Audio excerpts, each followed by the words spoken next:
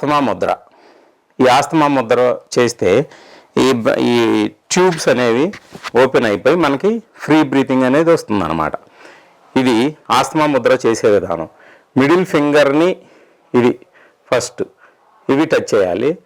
Remaining అన్నీ కూడా స్ట్రైట్గా ఉండాలి, ఇలా ఉండాలన్నమాట. ఇది ఆస్తమా ముద్ర. ఇది స్ట్రైట్గా బాడీ ఆపోజిట్ పెట్టుకొని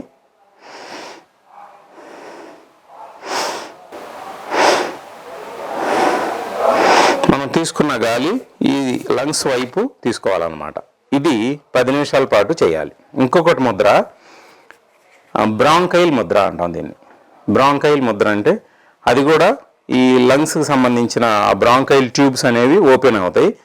ఈ ఆస్తమాకి బాగా ఉపయోగపడుతుంది. ఇది ఏం చేయాలంటే ఇది స్ట్రైట్గా ఉంచాలి. మిడిల్ ఫింగర్ని థంబ్ని ఇలా పెట్టాలి. తర్వాత ఈ రెండింటిని ఈ బేస్ దగ్గర పెట్టాలి అలాగే సేమ్ ఇటువైపు కూడా పెట్టి మిడిల్ ఫింగర్ని ఈ విధంగా స్ట్రైట్గా ఇలా పెట్టిన తర్వాత మామూలు సిట్టింగ్ స్టేజ్లో కూర్చొని నార్మల్ బ్రీతింగ్ తీసుకోవాలి. ఇప్పుడు ఇటువైపు లంగ్స్ వైపు తీసుకోవాలి. పీల్చే గాలి ఇటువైపు రావాలి.